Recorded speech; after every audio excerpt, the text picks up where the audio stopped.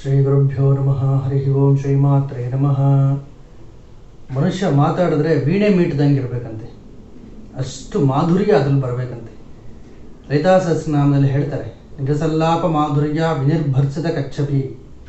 ಆ ಲಲಿತಾದೇವಿ ಮಾತಾಡ್ತಿದ್ರೆ, ಸಲ್ಲಾಪ ಮಾಡ್ತಿದ್ರೆ ಯಾವ ರೀತಿ ಇರುತ್ತಪ್ಪ ಅಂತ ಹೇಳಿದ್ರೆ, ವೀಣೆಯ ಧ್ವನಿಯನ್ನು ಕೂಡ ತಿರಸ್ಕರಿಸುವಂಥ ಮಾಧುರ್ಯ. ಕಚ್ಚಪಿ ಅಂದರೆ ವೀಣೆ ಅಂತ. ನಿಜ ಸಲ್ಲಾಪ ಮಾಧುರ್ಯ ವಿನಿರ್ಭರ್ಸಿತ ಕಚ್ಚಪಿ. ತಾಯೇ, ನಿನ್ನ ಮಾತುಗಳು ಎಷ್ಟು ಮಧುರವಾಗಿದೆ ಅಂತ ಹೇಳಿದ್ರೆ ವೀಣೆಯ ಧ್ವನಿ ಕೂಡ ನಮಗೆ ಮರೆತೋಗುತ್ತೆ. ಇದು ಮೇಲ್ನೋಟದ ಅರ್ಥ. ಅಂತರಾರ್ಥ ಏನು? ರಾಮಕೃಷ್ಣ ಪರಮಹಂಸರು ನಿರಂತರವಾಗಿ ಲಲಿತಾದೇವಿ ಅಂದರೆ ಅವರ ಭವತಾರಿಣಿಯ ಜೊತೆಯಲ್ಲಿ ಅವರು ಮಾತಾಡ್ತಿದ್ರು, ನಿರಂತರವಾಗಿ ಸಲ್ಲಾಪ ಮಾಡ್ತಿದ್ರು. ಇದರಲ್ಲೇ ಜೀವನದ ಸಾರ್ಥಕತೆಯನ್ನು ಕಂಡುಕೊಂಡ್ರು. ಭಕ್ತ ಆದವನು ಭಗವಂತನ ಜೊತೆ ಸಂಪರ್ಕವನ್ನು ಸಾಧಿಸಿ ಆ ಭಗವಂತನ ಮಧುರವಾದ ಮಾತುಗಳನ್ನು ಕೇಳ್ತಾ ಹೋದರೆ ಅದೇ ಒಂದು ದೊಡ್ಡ ಸಾಧನೆ. ಭಗವಂತನ ಜೊತೆ ಮಾತಾಡೋದು ಒಂದು ಕಲೆ. ಆ ಕಲೆಯನ್ನು ಬೆಳೆಸ್ಕೊಂಡ್ರು ಪರಮಹಂಸರು. ಬೆಳೆಸಿಕೊಂಡು ಆ ಮಧುರತೆಯಲ್ಲಿ, ತನ್ಮಯತೆಯಲ್ಲಿ, ಆನಂದದಲ್ಲಿ ಜೀವನ ಸಾರ್ಥಕತೆಯನ್ನು ಕಂಡುಕೊಂಡ್ರು. ನಮ್ಮ ಬೆನ್ನು ಮೂಳೆಯೇ ವೀಣೆ. ಈ ಕುಂಡಲಿನಿ ಆ ಬೆನ್ನು ಮೂಳೆಯ ಕೇಂದ್ರಗಳನ್ನು ಮೀಟಿದಾಗ ಅಲ್ಲಿ ಸ್ಪಂದನೆ ಉಂಟಾಗುತ್ತೆ. ಅದೇ ವೀಣಾವಾದನ. ಯೋಗಿ ಆದವನು ಧ್ಯಾನದಲ್ಲಿ ಕೂತ್ಕೊಂಡಾಗ ಆ ಕುಂಡಲಿನಿ ಶಕ್ತಿ ಬೆನ್ನು ಮೂಳೆನ ವೀಣೆ ಥರ ಮೀಟುತ್ತೆ.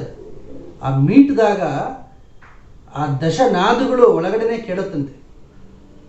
ಅದನ್ನೇ ಇಲ್ಲಿ ಹೇಳಿದ್ದಾರೆ. ಕಚ್ಚಪಿ ಅಂದರೆ ವೀಣೆಯ ವಾದನವನ್ನು ಕೂಡ ನಾಚಿಸುವಂಥ ಮಾತುಗಳು ನಿಂದು. ವಿನಿರ್ಭರ್ಸಿತ ಕಚ್ಚಪಿ.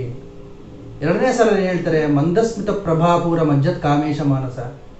ನಿನ್ನ ಮಂದಸ್ಮಿತ ವದನ, ನಿನ್ನ ಕಿರುನಗೆ ಅಂತಕ್ಕಂಥ ನಿನ್ನ ಕಿರುನಗೆ ಒಂದು ಸಲ ದೇವಿ ನಕ್ಕು ಬಿಟ್ರೆ, ಕಿರುನಗೆಯನ್ನು ಬೀರಿದ್ರೆ ಆ ಕಿರುನಗೆಯ ಪ್ರಭೆಯಲ್ಲಿ ಪತಿಯಾದಂಥ ಕಾಮೇಶ ಮುಳುಗಿ ಏಳುತ್ತಿದ್ದನಂತೆ ಸಂತೋಷದಿಂದ, ಆನಂದದಿಂದ.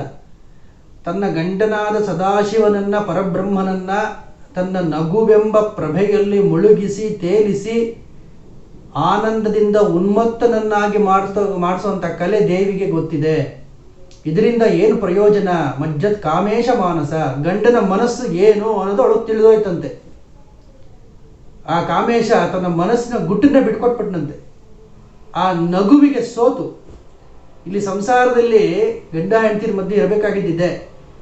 ಹೆಣ್ಣು ತನ್ನ ಮಾಧುರ್ಯ, ಲಾಲಿತ್ಯ ಇವುಗಳಿಂದ ಗಂಡನ ಮನಸ್ಸನ್ನು ಗೆಲ್ಲಬೇಕು. ಆಗ ಗಂಡ ತನ್ನ ಮನಸ್ಸನ್ನೇ ಅರ್ಪಿಸ್ಬಿಡ್ತಾನೆ.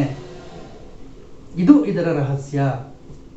ತನ್ನ ಮನಸ್ಸನ್ನೇ ಕೊಟ್ಬಿಡ್ತಾನೆ, ಮನಸ್ಸಿನ ಗುಟ್ಟನ್ನೇ ಹೇಳ್ಬಿಡ್ತಾನಂತೆ ಹೆಂಡತಿ.